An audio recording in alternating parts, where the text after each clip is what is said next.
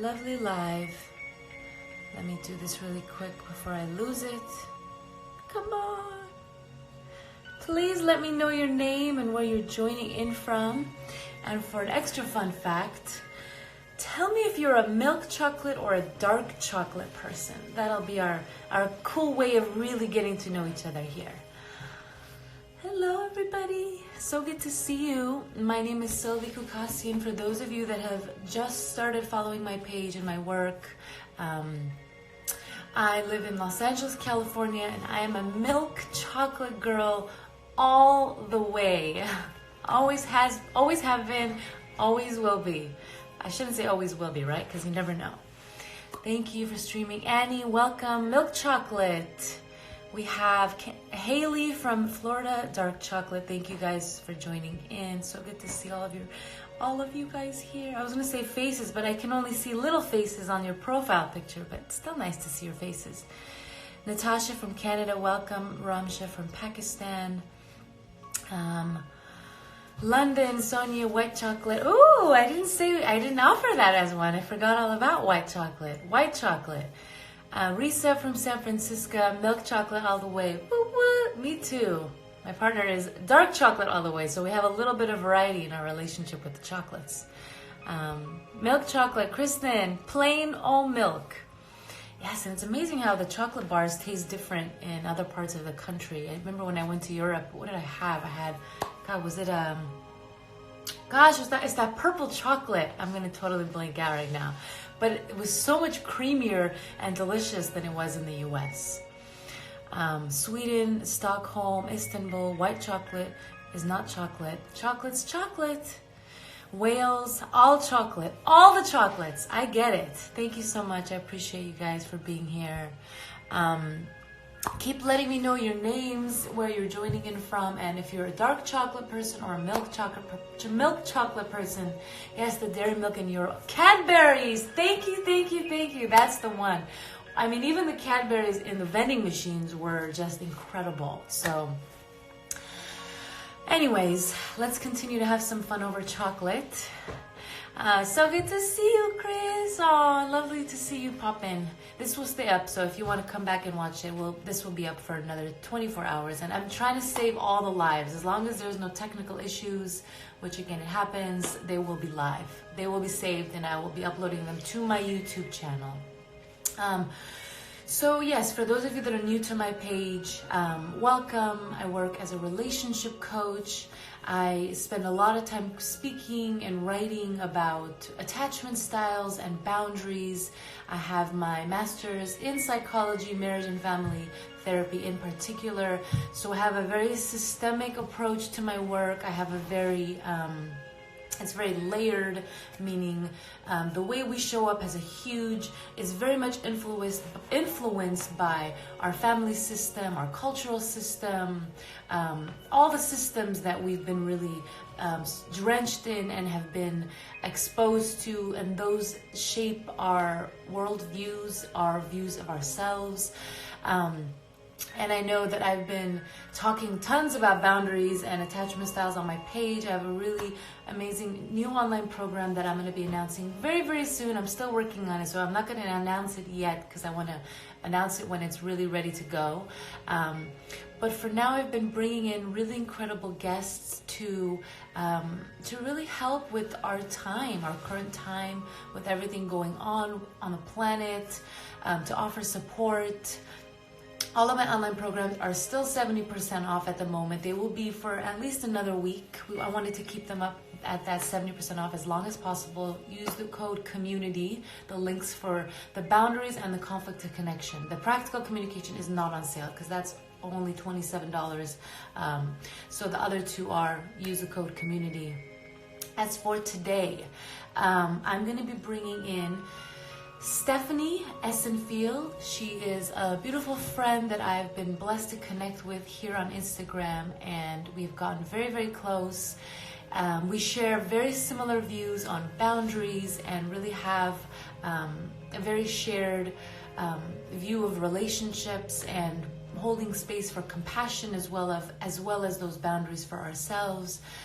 She is a therapist, she's a wife, she's a mother. She works with individuals and couples in her own private practice. With individuals, she specializes with self-esteem, with anxiety. She helps couples with co-parenting, with rekindling their relationships.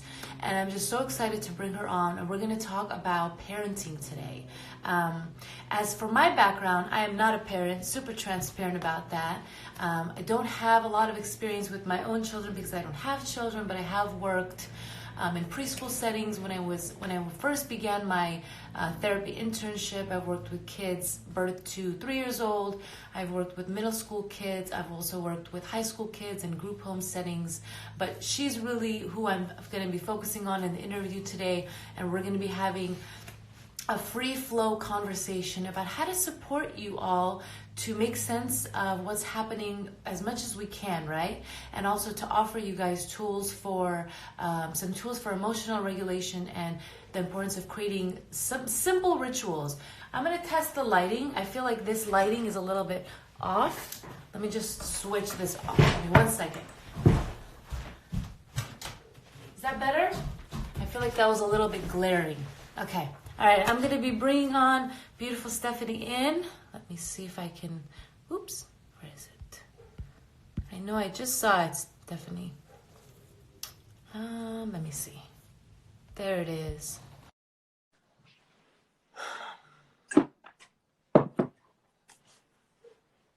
That light is much better. Hi! I love being here with you. Can we do this every day? Please give me 1 second. Wait. Sure. Is the lighting better, you guys, than what it was before? Can somebody let me know? I think it's Yeah, better. me too. I'm trying to fix the lighting. Technical stuff, you guys. Technical stuff. Good. Happy to see you. How are you holding up? Everything going I'm on? good. I mean, the first 2 days, and you asked me, were very nice to write me a message. How was I doing? The first 2 days, and that I decided to self-quarantine, it was really, really hard. And I couldn't connect with my husband, with my kids, with myself. I was in the future creating stories of what was going to happen. So it was really difficult until I literally asked myself to pause and ask myself, what am I needing right now? And what I was needing was a conversation with my husband to divide roles and set expectations and talk about our needs and how we were going to be able to honor each other's needs in this new situation that we were living. So it was really, really good for us to have that conversation. And that's when my whole, paralyzed state was able to go down, and I was able to take more action. So right now I'm doing good, thank God. How are you doing? I'm doing good. Yesterday was definitely, I started to feel it. I saw some of my mentors and teachers and just witnessing. I was watching a video Esther Perel put out and just seeing all of our wise elders like in an emotional state, like just got me, I was like, they're feeling it. It just cracked my heart open. It's waves with the grief. As you know, it's like It's waves. you think you're fine, everything's okay, and then all of a sudden you have a moment of just like, oh my God, what's happening? And then, like you said, it's being able to bring ourselves back into the present, which, for me, it's always focusing on my breath, but also letting myself feel sad. It's normal, it's healthy, it's cleansing. And so I feel better today. I wasn't sure. I was like, oh my God, I'm going to be very emotional on the call, but I actually feel much more calm today. I'm really glad. And I love what you said, and that's key. The allowing ourselves to feel. I think that's one of the most important things that we can do for ourselves and for our families, to literally allow ourselves and allow others to also process their feelings in their own unique ways. I think that's also very important. And we're not used to it because we're used to holding space for each other, right? But now it's like this collective grief. Like, wait, let's just all hold each other and cry together, right? And that's healing in itself too. Or not cry. I mean, Or not. 100% Yes. cry, and that would be my way. And I think that's why we get so along, because I feel like we manage emotions very similarly. Yes, I think so. But there's a lot of people that it's very hard for them to Mm. cry, or it's really hard for them to process it. And maybe, Yeah. their way of processing their emotions is very different, and we want them to process it just like we are processing it. And sometimes that gets in the way of the relationship. So definitely, yeah, it's really important to reach a state of acceptance of how others are dealing with the situation, so we be able to help ourselves, but also help the other person at the same time, or later when you're able to like get in contact with yourself. I mean, how many Yeah. couples right now, like there's one person that is more in the emotional anxiety, kind of feeling the present, and then one person is a little bit more logical and more in the processing things in the brain.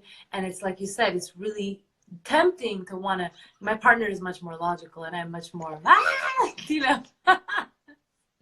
But it's been enough years that I don't take it personally, but we've learned to use the strengths, and of course there's times where it meets and we have our little explosions and we have to work through that. But it's helpful to just not take the differences personally and to accept, like you said, accept each other, not judge each other for them.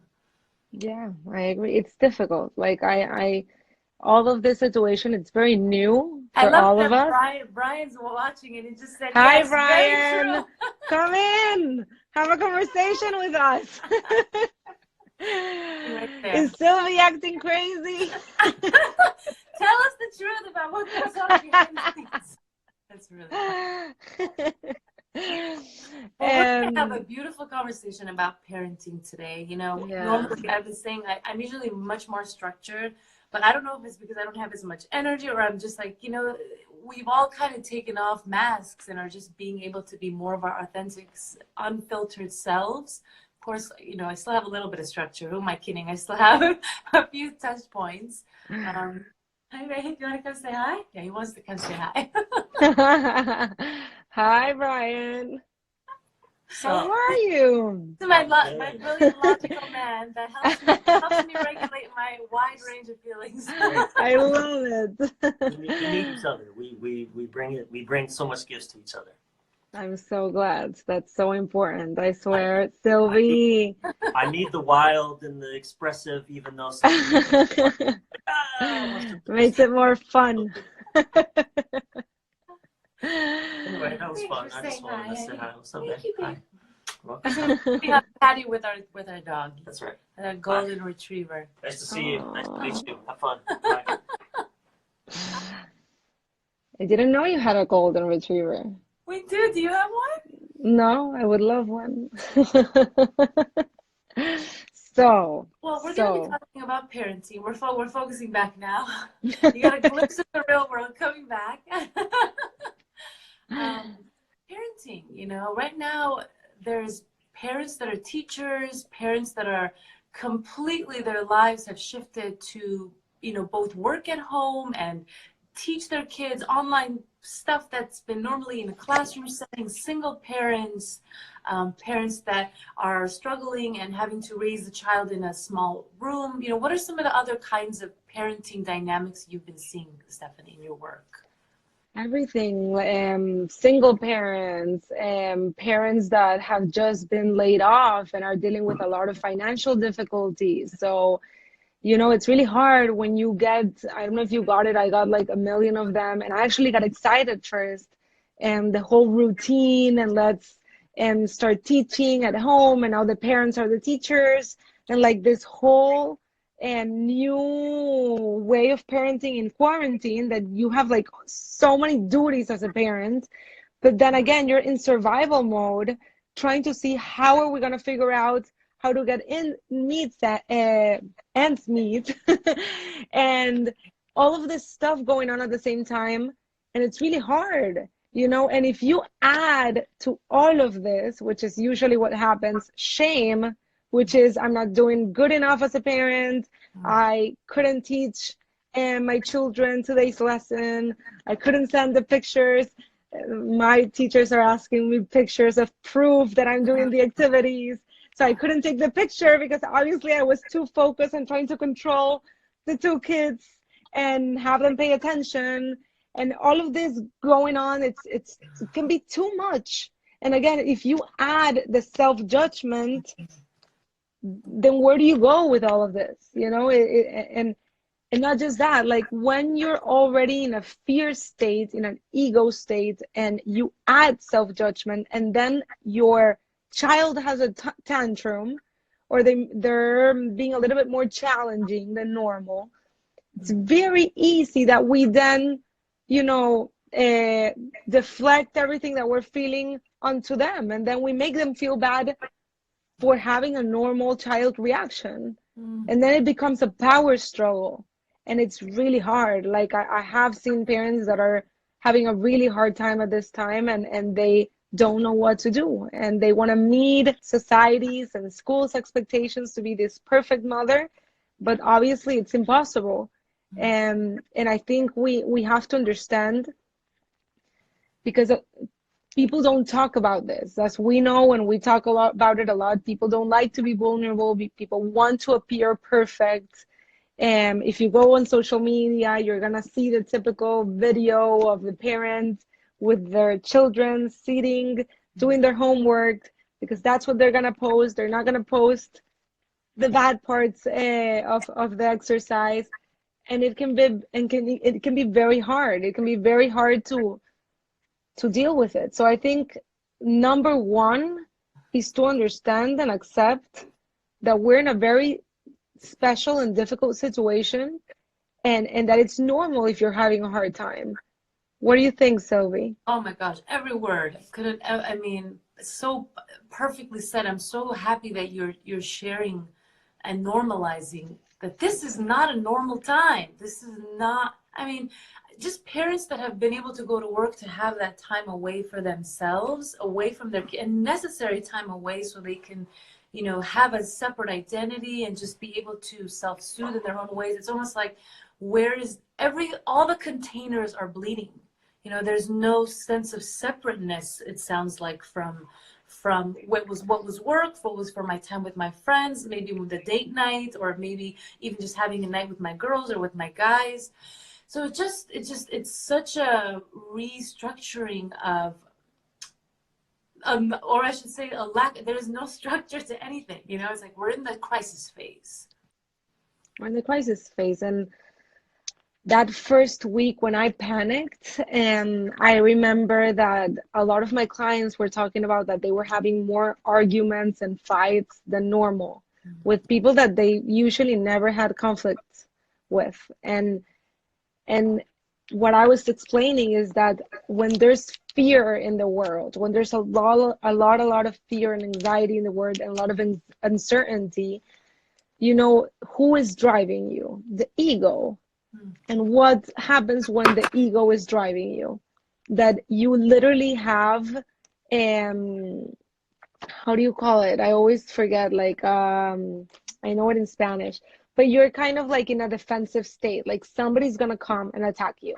That's what you believe. Like you're aware, you're looking for the lion, you know? Like hypervigilant, kind of? Very hypervigilant and very vulnerable. And what happens is that even the nicest of comments that can feel like somebody's criticizing you can get you into a very, very defensive mode. And same with the kids. You know, instead of seeing your kids' reactions or your kids' normal, challenging ways of behaving, or normal way of behaving, it doesn't even have to be challenging. Maybe you see it as challenging. You see it as something that's personal. Like, why aren't they helping me? Like, why are they doing this to me? When it's not even to you, it doesn't have anything to do with you. But then when you take it so personally, you tend to react. And not just that, like I do believe, and I see it with my kids, that they can consume the energy in the environment. And if you're in a really bad state or in a very difficult state of being, they know it. Even if you're not talking, even if you're not arguing, like they consume that energy and they reflect that. And I notice that like every time I'm scared or I'm sad or I'm mad or whatever it is that's going on with me, I completely see it in my children. And it's since they were babies. So amazing that they're so connected and dependent. I mean, they literally are dependent, but when like how you describe the emotion and how sensitive they are to their caregiver, and how much pressure that adds, right? Like just to feel like you have to just hold it together even more, even though you're figuring things out yourself moment by moment right now. Excuse me. yes, completely. And I had a question. Somebody asked me today, what do I do if I yell at the kids? Like if I already made the mistake of yelling at my kids. And my response would be, if you feel like you shouldn't have, and usually, you know, I really try to teach parents to not yell, that there's other forms of expressing yourself, and everything you do is a model for them. Like you're modeling behavior for them to then repeat. So if you're doing this type of things that you're not proud of, apologizing, you know, I think parents should also apologize if they make mistakes. And that's going to teach a lesson to your child. One, that you're human. Two, what is allowed and what is not allowed, what is an example behavior and what is a behavior that it's wrong, you know, because you're hurting another person. And I think it's so important to model that. And if you make a mistake and you are unable to regulate your emotions and you react, I think it's imperative that you acknowledge that and apologize and understand and make them understand that you're human and you also make mistakes and that you shouldn't have. You shouldn't have yelled, and that there were other ways to manage that situation. And you can even explain what were those other ways. I think that's a teaching lesson. Because it's going to happen, right? We're going to likely act in ways that are not ourselves because we're dipped in so much stress right now. But like you said, we can use that, even if the kids are, you know, what would you say about kids that are really, really young? Like how early can parents start modeling that repair and that experience of apologizing? Look, my babies are 2 years old, 2.5. And I did it the first time when they were 2. And if I would have made a mistake before, I would have. Like, I think since they're born, we should talk to them as if they're understanding, because I believe they are understanding. And I remember, and I'm going to talk about my experience, I was very tired. I didn't sleep the night before because they were sick.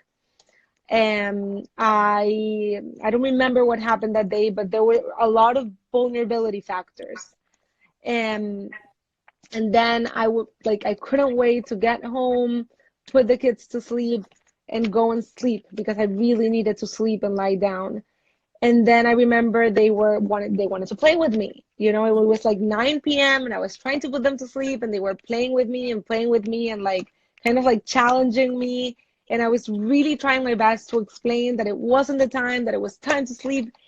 And then I exploded.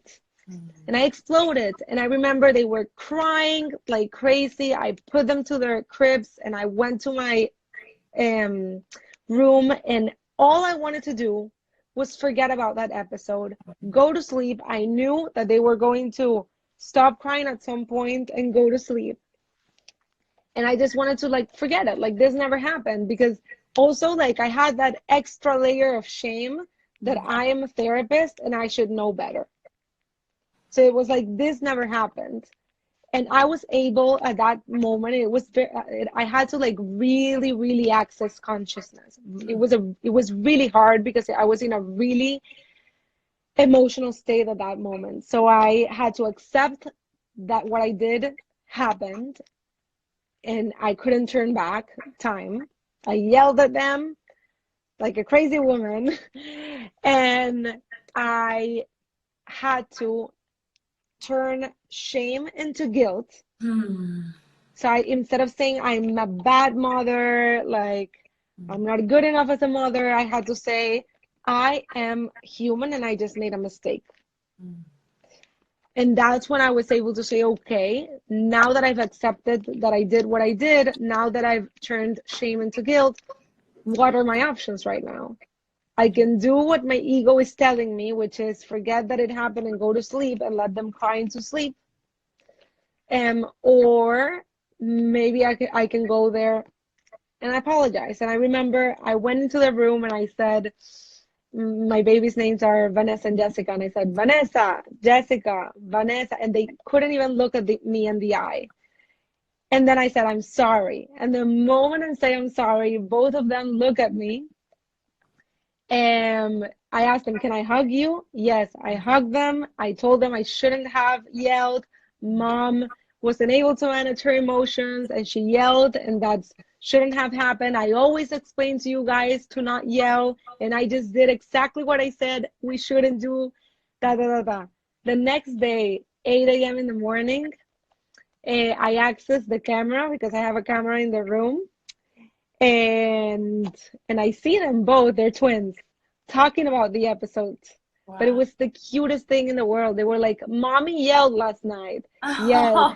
And then she came and she apologized because we shouldn't yell at each other. Wow. No, we shouldn't. They were having like a conversation about it. Oh my God. And it was my husband was hearing it with me, and he was like, what? You yelled? And we were like laughing because he was just like, hearing what happened last night. But it was amazing that I utilized a very vulnerable moment, and I took advantage of that to help them learn, to help them, as a lesson, as an experience. How do you say it? Lesson experience? How do you say it? A teaching experience. I don't know. You use it as a teaching experience, or yeah. I totally get what you're saying. Yeah. So that's what I want to encourage you to do, because we're all going to make mistakes at this time because we're all very stressed for different reasons. And it's very normal that you don't act in ways that you're mostly proud of. Yet it's also very important that if you're going to apologize, you make sure you try your best to not do it again. I want to map out everything that you just said, because you just dropped so many nuggets. And first of all, teachable moment. Yeah, teachable moment. There it is. Sharing that, Stephanie. I mean, it takes so much. It just takes so much humility and courage, and that's one of the things I just love about you. You're just so genuine. You're such a genuine heart. Like, if I could just describe you, you're like a genuine heart. Like, I could feel your kindness just radiating in everything that you're sharing, and my eyes just filled with tears when you share that, because I know what it takes to pull that, right? To pull that self-awareness, to turn. You said so many beautiful things. You touched on the importance of, first of all, monitoring our own expectations on ourselves, and monitoring when that shame voice starts to come in, because it's going to come up for all of us, but especially when you're managing the life of your child on top of your own and your family's experience. So monitoring your shame, giving yourself permission to make mistakes, and the ability to recognize shame for what it is, and then to find a way to turn it into guilt. And I think that's a really important distinction that often we're not taught, right? And we've talked about this. We talked about this in our when you brought me on the live for the shame episode. How do you do that? Like, for parents that are listening right now, they're like, how the hell did you turn your shame into guilt? Because I don't know how to stop feeling bad about my own experience and not make it about, or just go down that spiral. Like, are there certain mantras that you say to yourself? You know what I mean? So after watching a lot of videos of Brené Brown and reading a lot of her books, I kind of understood that shame is a human experience and everybody has it. So and it drives a lot of our behaviors. So I started at first, and I think I told you this, that when I heard about shame, for me it was very foreign. Like when I was growing up, like nobody talked about shame. Nobody talked about shame. It's not a topic that we usually talk about. And so I didn't understand what it meant, and I didn't understand how it reflected in me. So I was very unaware of the role that shame played in my life. And that's when I started being curious. Like, okay, so Brené Brown is saying all of this. I kind of resonate with all of her messages, and they seem very interesting and powerful. So let me start questioning myself. When does shame come up for me, and how does it come up? So yeah, so every time I kind of get defensive or mad, or I have this urge to yell or hide or leave or whatever it is that's going on with me that I know I'm not proud of. You know, I know it's not the example that I would want to give a client or my family or anyone. You know, I try to access shame. Like I have to pause and think, what about this experience is shame? And how? And what are the messages? Like I want to access it so badly because I am just so curious about the role of shame in our lives in general. So you're saying to go into it, like you're starting to notice maybe you're getting defensive, or you want to yell, or maybe like you said, hide, and those are kind of like your cues that shame might be coming up. Is that what I'm kind of getting, Stephanie? Because what happens is that it's very easy to create a story of why we did what we did. I see. And that story is always going to be outside. It's very easy to do that. You know, I yelled at you because you did this. You know, I don't know, whatever it is that's going on for you. Like it's very easy to look for fault. Like it's very, very easy, you know? And there's no growth when we're always looking outside of who's at fault. There's no growth. So I want to take responsibility for my parts, and the only way to do that is to look inside. And I know, again, because I was very informed by Brené Brown's content on how shame plays a part in everyone's life. So I asked myself, what about this is shame? And where can I find shame within myself in this certain situation? So with the experience that I just told you, I felt a lot of shame for yelling at my children, for that on top of yelling at my children, I'm a therapist and I should know better.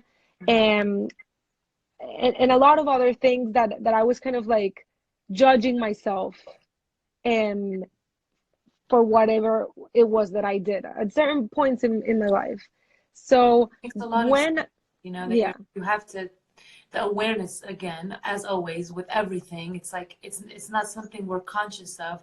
We might have these reactions to things, but until we really go head on and look at it and name it and look at the stories that are attached to it, we don't know. Like we're just living it unconsciously. And what I'm really getting from what you're sharing and what you were able to do is that you spent that time and you had enough experience exploring those shame stories, which then allowed you to move it to guilt. Is that correct, would you say? Yeah, definitely it's correct. And again, it's also that feeling of not being proud of what I did. So not being proud of what I did is, what can I do right now to make myself proud again? Beautiful, so I'm not distinction. Yes, to kind of counter that shame experience, right? Instead of like what we want to do when we're feeling shame, hide, like you said, make it about the other person. My partner did this to me, or my kid made me yell, or it's like all these things and we can find stories there. We can totally find millions, all stories. All of it. But what you said so perfectly is that there's no growth there. You know, it doesn't, you feel there's always something a little bit off when you don't really take that responsibility, you know? Exactly. And I think the action question is really important. Like, what can I do right now? Understanding that I'm human. What can I do right now to make my reality a better reality?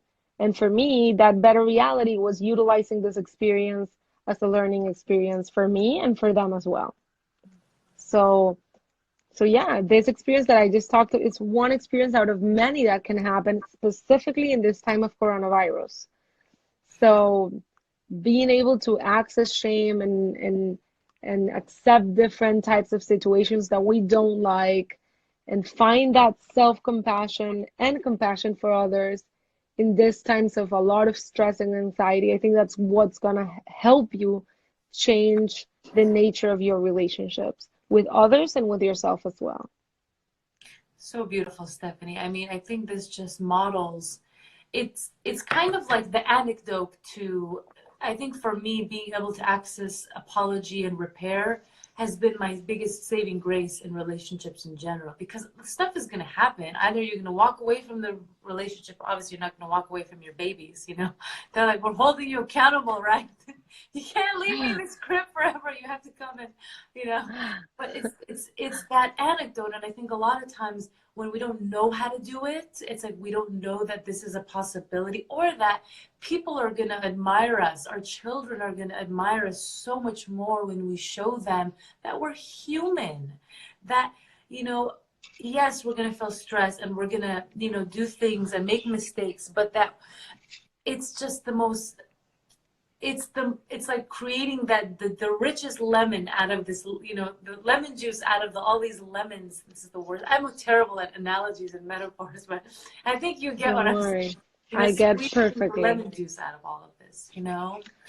And I was saying that when we yell, when we ground, when we, like, literally what I wanted to do that day was leave them in the crib crying. I knew they were gonna go to sleep at some point, and then the next day was gonna be a new day. They're 2 years old, they're gonna forget. That's what we think, right? Yeah. That's the story that we want to believe. And I think it's really important to understand that every time we do these kinds of things, even if they don't remember, their unconscious remember, and they start sensing danger. And so even if they start behaving the way you want them to behave, it doesn't mean that your efforts on educating are being successful. Now, your efforts on not being uncomfortable and having them behave the way you want them to behave for you to be comfortable are going to be successful, but they're not going to be successful in the way that you're going to raise self-fulfilling, autonomous and secure and self-confident human beings. That's not going to be successful at all, specifically if they're being yelled at and being told that they're, I don't know, bad children, as I hear sometimes.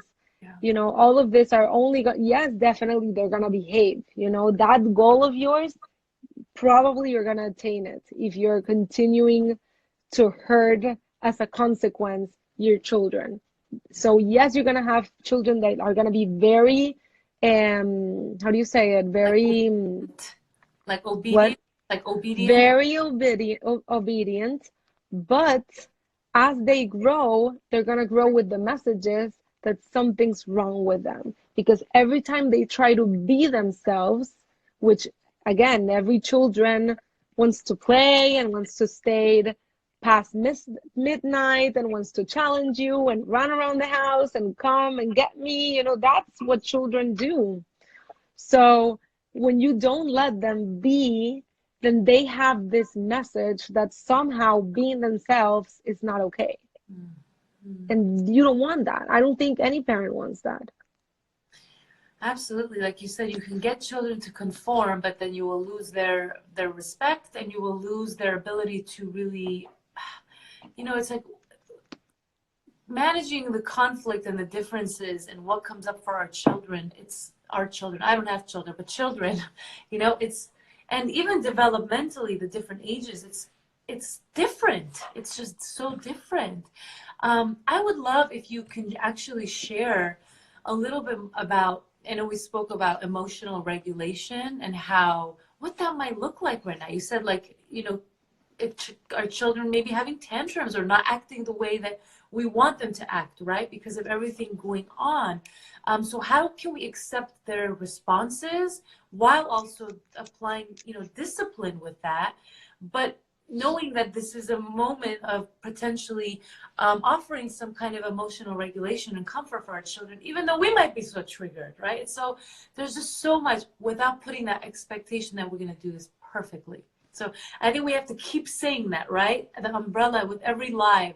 No pressure to do this perfectly. You're going to mess up. There's no, we have to, keep that message in the forefront because we're navigating such turbulent and unique, not normal waters. But it's also important that we have access to these things, right? Otherwise, it's just going to be the wild, wild west. So yeah, crisis outside, crisis inside. It's triple crisis. You don't want that. Yes. So I always explain, and I actually wrote a post a while ago about it, how we end up reacting to a situation. So the first thing that happens is that there's vulnerabilities.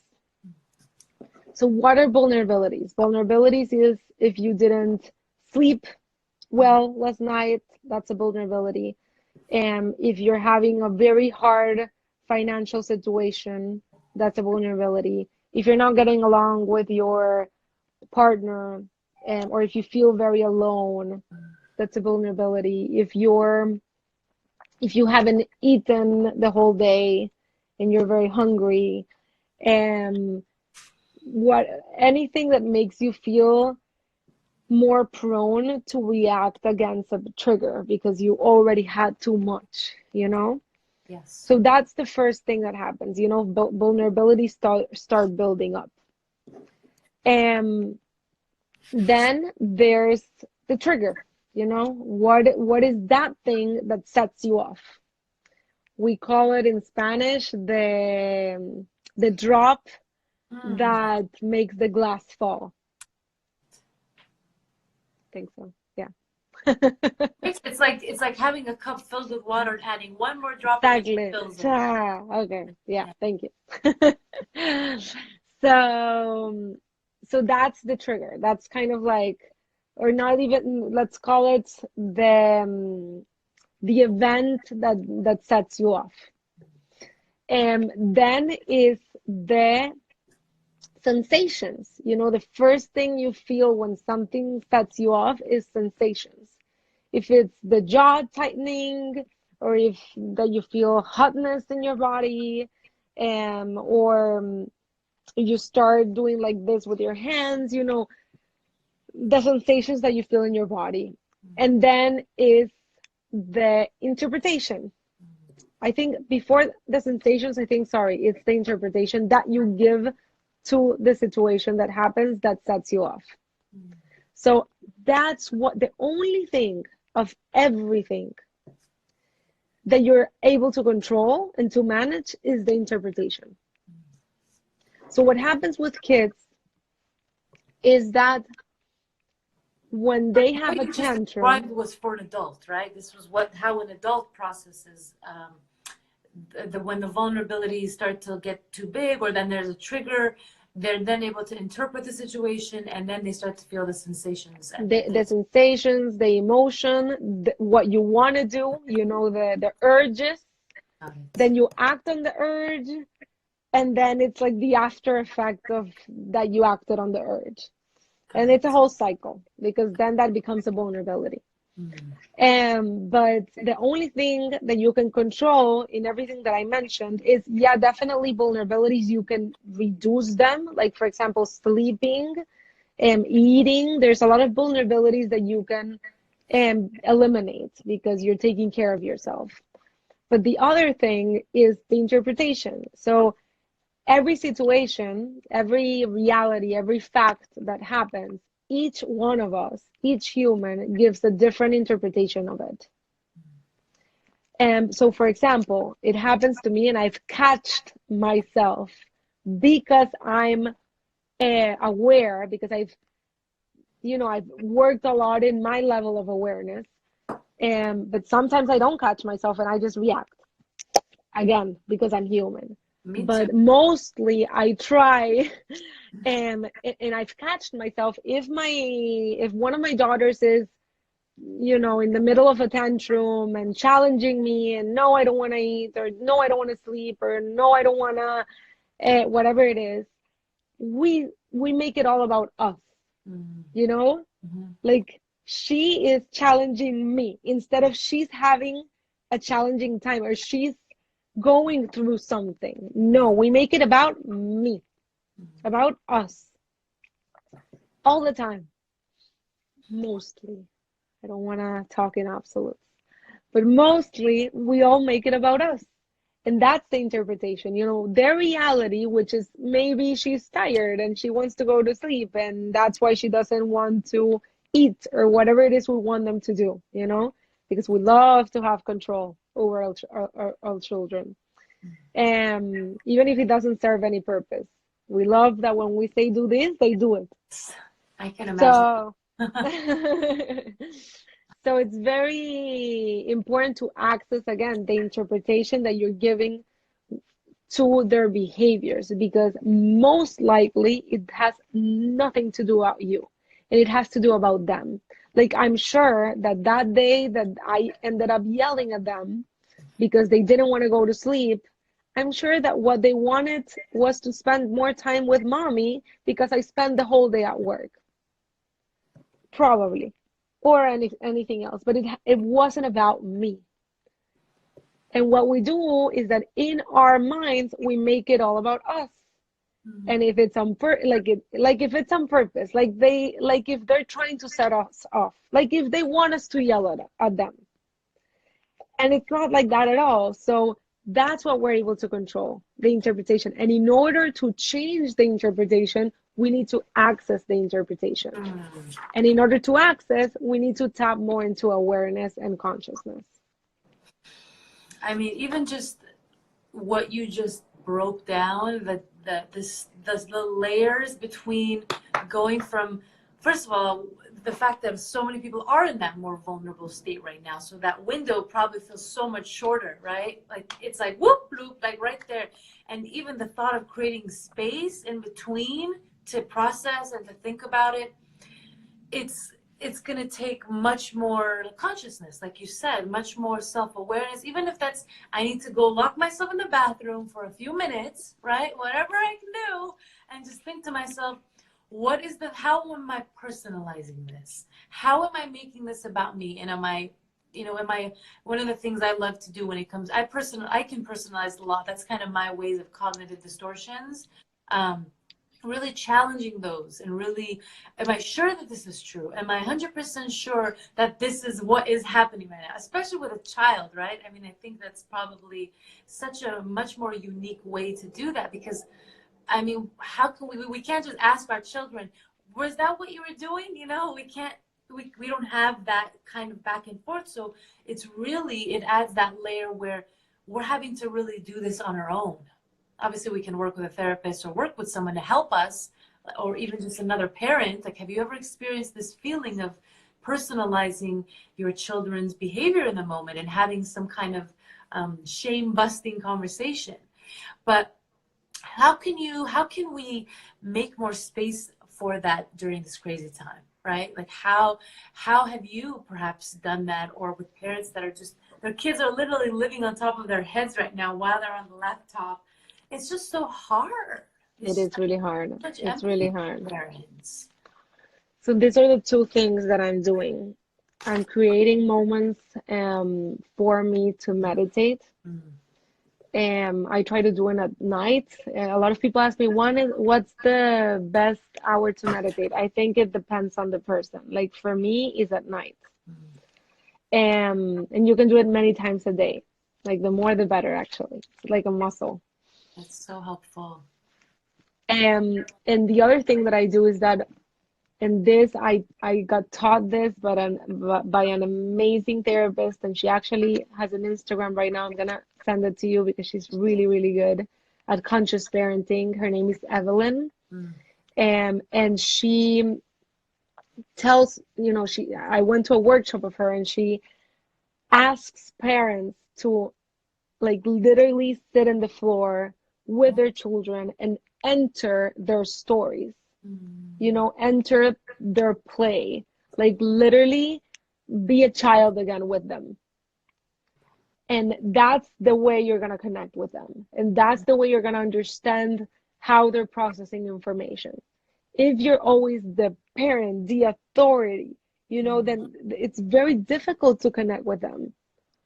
And we were children once, like we can still access that. And it's really incredible. I do it all the time. Since I went to that workshop, I sit on the floor and I enter the stories and I ask them out, what are we playing? Who is this and who is that? And what relationship do they have? Like, I try to be very curious about how are they playing? What part do I have in this play? Or what part do they want me to have? And so she actually did a post, and I have it here because I think this is going to be very helpful. And she says, parenting during coronavirus, more hugs.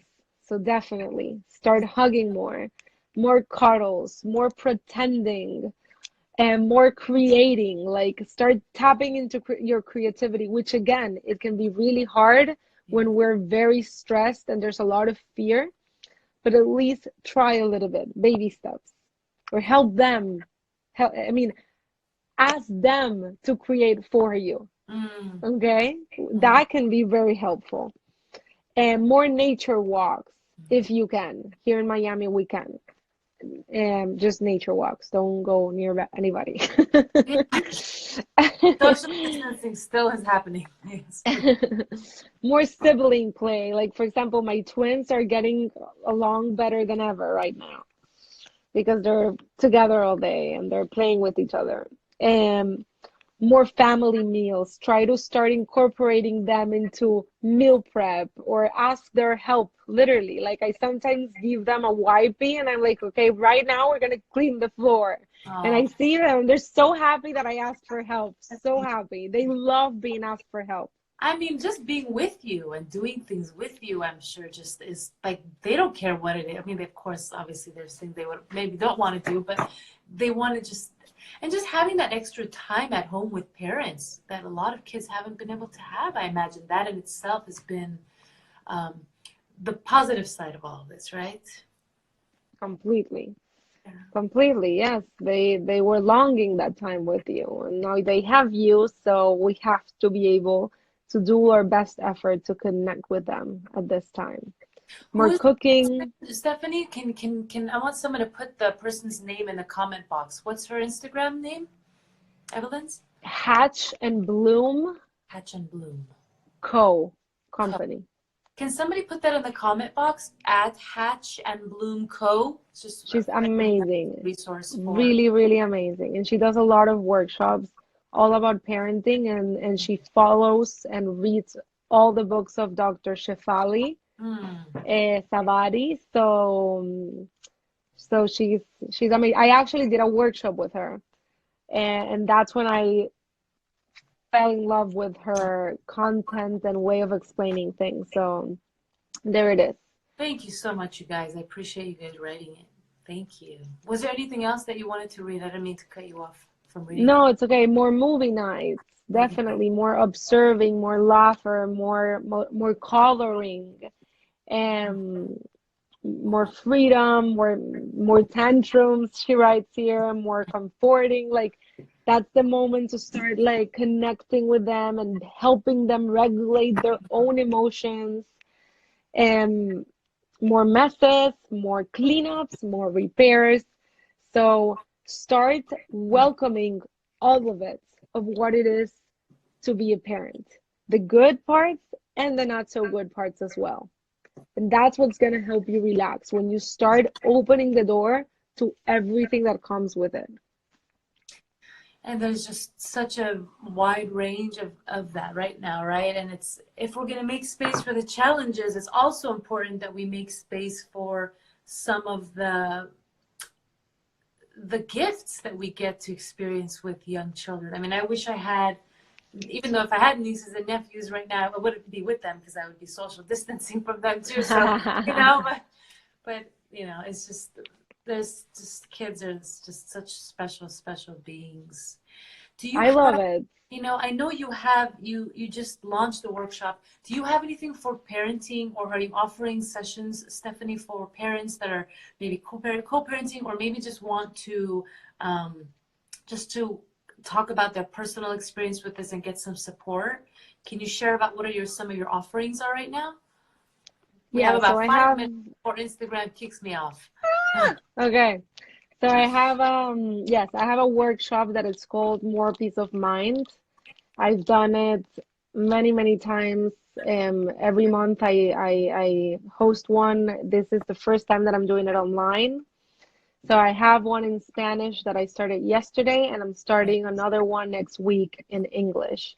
So the first day we talk all about mindfulness and radical acceptance. The second day I talk about emotions, because I believe that I know that every emotion holds a message, and I want for people to start having that opportunity to identify emotions and hearing their emotions and understand that emotions are not bad, but they're just there to bring us information. So start paying attention to them. The third day is about assertiveness. So I talk about all the ways we usually communicate and how do we start being more assertive instead of aggressive or passive aggressive. And I give the tools. And then the last day I talk about boundaries. And yes, our favorite topic. Yes. So every time I do it, there's a big chunk of people that come that are parents, and they ask me a lot of questions regarding parenting using those tools. So and I focus a lot on that in those sessions. And I definitely do co-parenting and parenting sessions in my practice. Is it fully in Florida, Stephanie, that people can work with you one-on-one? Or yes, it's here in Miami. It's here in Miami. And if you want more specialized in parenting, I would definitely recommend Hatch and Bloom Co. Like, she has helped me a lot as a friend and somebody that I admire. And if not, then definitely I'm here. And thank you so much for bringing me. Definitely. I love talking to you, Silvy. Thank you so much for my community that are here hearing me. Oh. Silvy is like my inspiration. Oh. So please, like, go to her profile and consume all the wisdom that she has, because she's gonna change a lot of the ways you view the world. Thank you, Stephanie. You're so sweet. Thank you for being here. Also, definitely check out Stephanie's page. And for the workshop, Stephanie, is the link for that in your bio? Write me a DM. Okay. If you're interested, write me a private message and I'll send you the link. Perfect. And we'll be saving this live. I'll definitely be sharing it on my YouTube. Give me a bit, definitely give me a little bit, but I'll announce it here and I'll let Stephanie know when it's up to share it with all of you guys. Thank you. Thank you so much. Love you, Stephanie. Thank you. Have a great rest of the day.